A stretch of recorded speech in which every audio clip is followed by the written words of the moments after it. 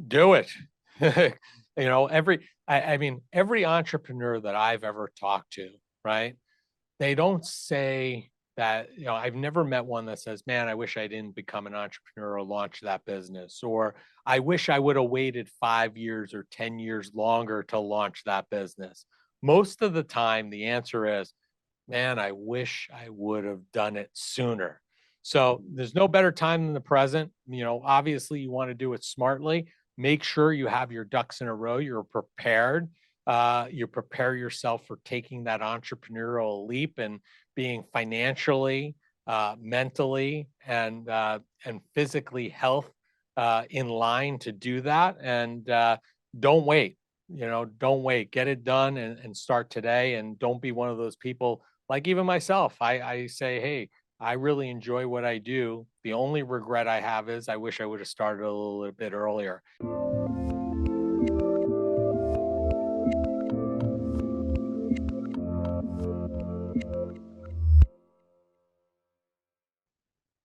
Hey everyone, this is Devin Miller here with another episode of The Inventive Journey. I'm your host, Devin Miller, the serial entrepreneur that's grown several startups into 7 and 8 figure businesses, as well as the founder and CEO of Miller IP Law, where we help startups and small businesses with their patents and trademarks. If you ever need help with yours, just go to strategymeeting.com, grab some time with us to chat, and we're always here to help. Now, today we've got another great guest on the podcast, Lawrence Sprung.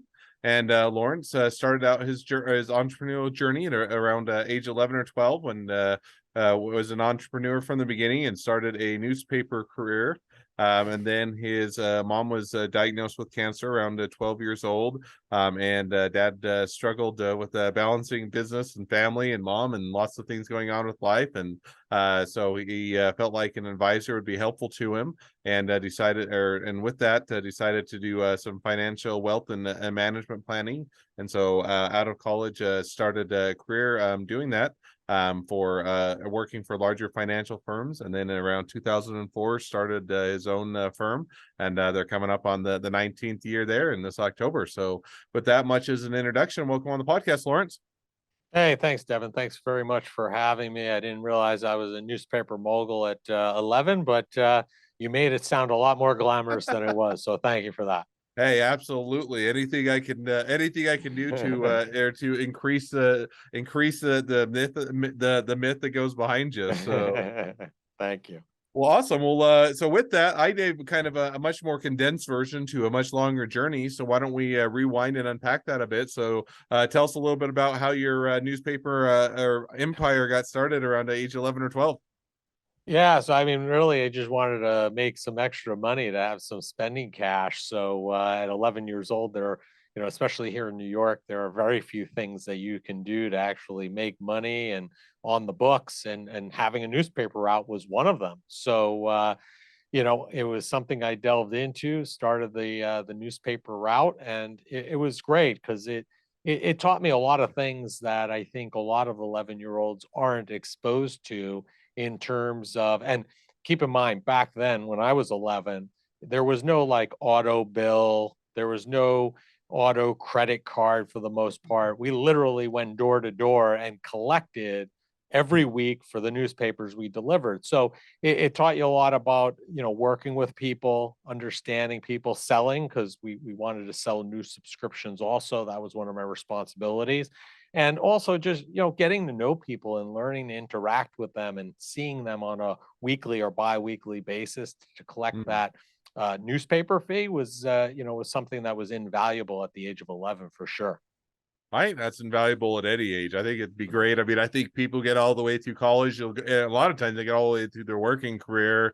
They never really have to go through, hey, and at the end of the day, I'm a believer that every job you have to be good at sales. Now, it's whether it's selling yourself, whether it's selling an idea, whether it's selling the product. And so the more you can get, I think that experience in an earlier age always sets you up for a greater amount of success. And so kudos to you and tackling that at an early age. So now you start your newspaper empire, and you did that for a period of time. Went off to, and then during that time, I think you mentioned that mom got cancer, dad had to juggle a lot of things and kind of impact you, or continue to set your journey on a certain course. So maybe help or give us a little bit of details on that.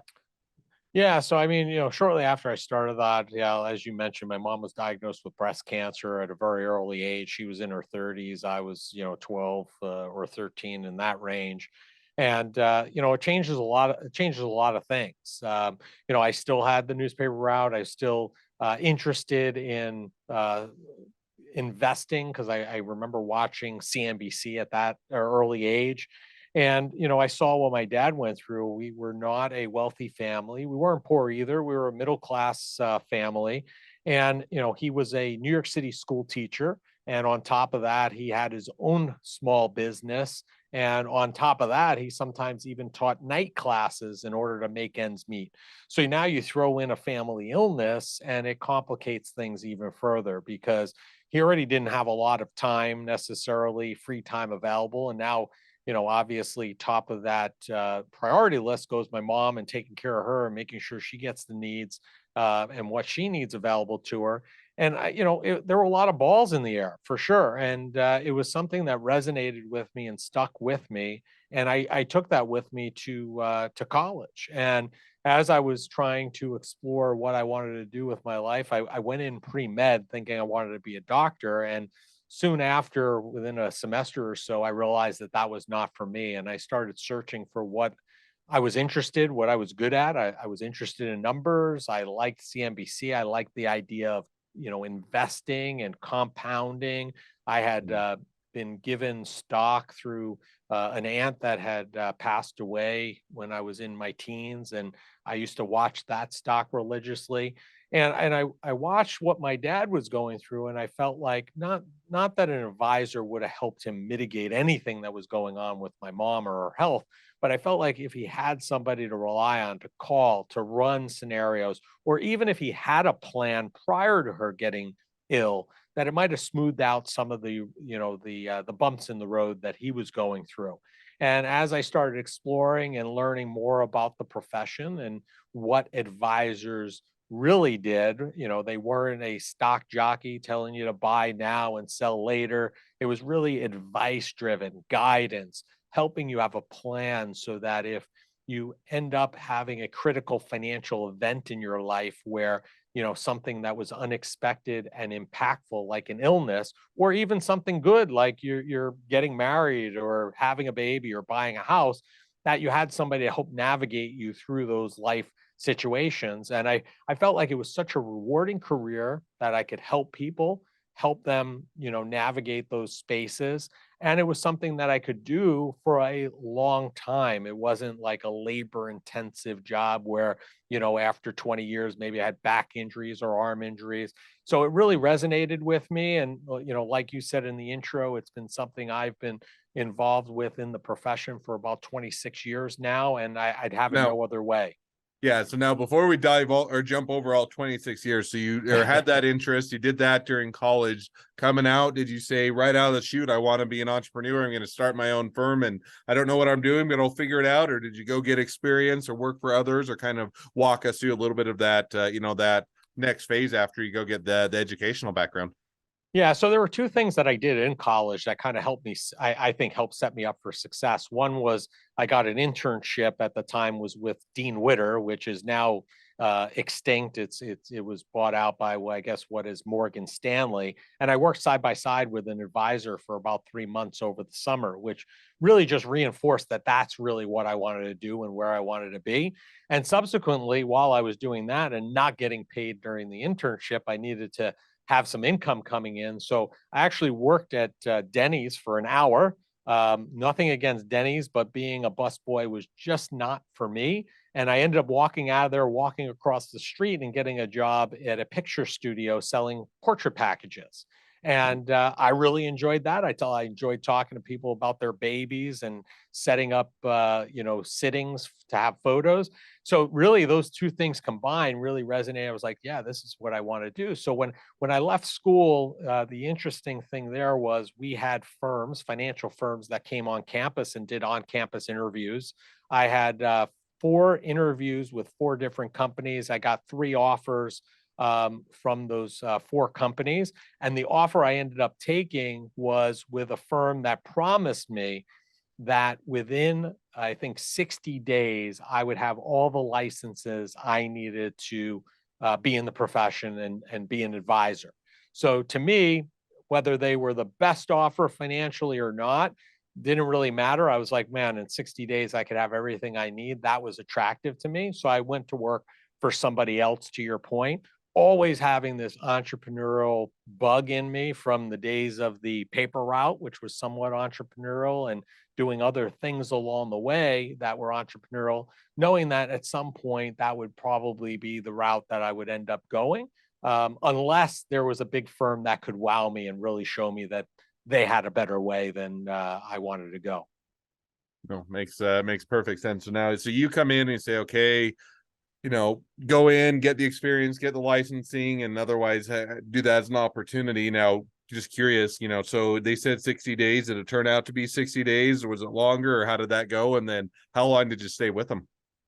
Yeah, so that first firm, it was about 60 days because I started with them like middle end of May, right after graduation, and I was licensed by August of that year. So probably June and July would have been the 60 days. Hmm. I was licensed, and I stayed with them about a year. It just they were not what they were the antithesis of where I wanted to be, where I started. They were really that um, what I call stock jockey firm, buying and selling, and not the advice and guidance piece. It took me a couple of firms to actually find a good fit with that. But again, I had all my licenses, my credentials that I needed to operate. So, kudos to them because they really helped me out tremendously. And I did learn a lot in terms of selling and marketing during that year plus that is invaluable or was invaluable. Oh, that's awesome. So it sounds like, it was it got a lot of good experience, good opportunity, got the license in place. Now you said how long, or maybe I missed it. How long did you stay with them, or how long did you didn't or working there?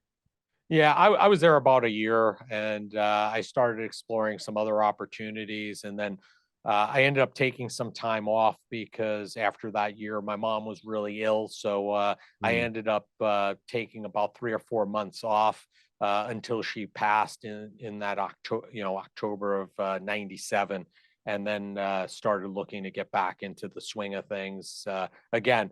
I think things for me, I have this feeling that things are meant to be and things happen for a reason. And my leaving there might have been for one reason, but I think it really helped me in another way, and that's been hugely impactful to me. That time that I got to spend with my mom prior to her passing is time nobody could ever take back from me, for sure. Absolutely. So now you do that. So, you have take some time off. Think it's great. Yeah, to your point, there is not a way that you can go and get that time back. And while you can always say, hey, slow my career down a bit, or didn't make as much income, definitely worth it. So now you go do that, and you're, after taking a bit of that time off, or otherwise, taking that breather for a bit, spending time with the mom. Now as you're coming back, how did you figure out what you were going to do next, what that would look like, or where you were going to go from there? Yeah, so from there, a friend of mine was starting a firm, so I went to work for him for a little bit, and really, the next couple of years, I kind of popped around between a couple of different firms, trying to find my way and something that was a really good fit for me, and really, I was there with a buddy of mine who started a firm here on Long Island. Then I was with well, now it's Morgan Stanley, but at the time, it was a predecessor firm, Solomon Smith Barney. Spent a couple years there, and then ultimately, prior to me launching my firm, I was with Bank of America or Merrill Lynch or Fleet. It merged like so many times in a short period of time that I was there. But I think the important thing is before we kind of launch into me starting my own firm Mm, is, and I think this is something that is a big takeaway for anybody who's listening. Just because you don't jump into an entrepreneurial venture, and I don't know that most people should. I think there's a lot of opportunity to learn from others. And even if you don't find a good fit, there's usually at least one, two, three different things that you can take away from an experience that maybe in that moment you may feel or think it may not be relevant. But I assure you, at some point in the future, you're going to be like, man, I took that away from a thing 2 employers ago, that was hugely helpful to me in my career today. And I think if you go into opportunities with that mindset that you're just wanting to learn and absorb and have it stick with you, that you could take it with you forever going forward, then no Mm. matter what the opportunity, then it was worth it. No, it sounds like I do definitely agree with you. So now as you're now catching us up, so at some point, so now you're coming out and jump or help us kind of jump to the next phase, which is you decided to go the entrepreneur route, or you decide. So is that kind of fulfilling the dream that you always wanted to do, and you're going to go down that route, and you finally had the bandwidth, the time, and the ability, or kind of, how did you make the decision to finally go that route and start your own thing? Yeah, so I think it was a combination of all those experiences that I had. Really, what I was searching for was an opportunity to always do things in the families we were working with in their best interests, and not necessarily worry about sales and goals, right? Mm. And that was something I always put paramount to me. Was I always was going to act in the family's best interest, even if it suffered, if my pockets suffered, so be it. My feeling was, if we do the right thing by the families that we serve, good things will always come and revenues will follow. And unfortunately, almost every stop along the way, it was a similar story prior to me launching my entrepreneurial journey. And that story was, oh, hey, we want you to do the right thing by the families that you work with. But oh, by the way, what's your revenue or what's your production for the month or the quarter? And it always boiled down to that. And to me, there were conflicting and competing interests that really shouldn't exist, because my feeling was the question should always be, how many families did you help this quarter? What was the impact you had on those families? Because everything else will follow. And because I wasn't able to find that in working for others, I decided, back in September 2004, which I pretty much made that decision a year prior, that I was going to have to do this thing on my own and launch something on my own where we would follow that mantra, where basically we're more concerned with, and our primary interest is doing the right thing by the client, helping the families we serve, and everything else will follow. And that's what we do here at Midland Financial. So now, so it makes perfect sense, and so now you make that leap, and sometimes when people make the leap, it's everything they wanted. They find they love it, works out great. Other times you get in there, you hate it, you don't want to do it anymore, and sometimes you love it, but it's still a lot more work and a lot more difficult than you thought. So kind of as you make that leap over and say, okay, I'm gonna take the time to pursue that, and otherwise go after it. How did it go as you're starting up the company and getting that in place? Yeah, so I mean, listen, I think what you just kind of reflected by all those emotions, that's entrepreneurship, right? If you're an Absolutely. entrepreneur, you're feeling all those feelings at one time or another. There's no ifs, ands, or buts about it. And every day is a different venture. And there were trials and tribulations, and high points and low points. And the reality is, no matter what was going on, I never felt like it was a bad decision. It was always something that I was like, you know what, this is great. I was committed to it, and I was going to grow it. And it's a learning process, and it was continual learning. You think you know as much as you need to know to start that entrepreneurial venture, but you never do. It's a learning process. I think being an entrepreneur is part being a student, right? And learning from what's going on in and around you. So, all those emotions were felt, certainly, but ultimately, when all said and done, I always felt like it was the right thing that I did. And I feel like I've built better relationships with those people we serve. And some of those cases now, today, we're serving second and third generations of those families that I started working with, almost 20 years ago. And it's been something that has been very meaningful for me as a person and as a career. Mm. No, sounds like it was a great opportunity. Now you've been doing it for 19 years, and so obviously, you beat the whatever amount of years that they always say that small or startups or small businesses fail. But give us an idea. It's kind of was it straight out of the chute, rocket ship to the top, more clients than you know what to do with, or kind of what was that progression of the business over the 19 years as we're catching up to where you're at today? Yeah, so I mean, I listen, everybody has their own path, right? I think, planning entrepreneurship is a little bit personal, right? And I took a little bit of a different tact. My whole idea was when I launched the company, my oldest son was about one, a little over 12 months at that time, and my youngest son, who's with us today, wasn't even with us at that point. And I made a concerted effort that I was going to be around for them as a dad, spend time with them. And, did the business not grow as fast as a result? Yeah. But at the same time, that was a decision I made and was something I was very comfortable with. So, we experienced some significant growth out of the gate. We kind of leveled off, and some of that was due to me wanting to have that family time over business. And, quite frankly, in the last 2 to 3 years, we're empty nesters now, my wife and I, and now the business is back in this explosive growth mode, which is fantastic. So, I think the point that I would leave with your, listeners today is, you have to define what that entrepreneurial journey means to you. Because if you are, if your goal is just, grow the business, at all costs, then you have to prepare differently than if you're not, that's not your goal. And, I did some things over the years, kind of through that whole value proposition around my family first. For instance, when I opened up the company, my office was about 25 miles from the house. And here on Long Island, depending on the day, that could take me 35, 40 minutes on a good day. It could take me an hour and 15 on a bad day.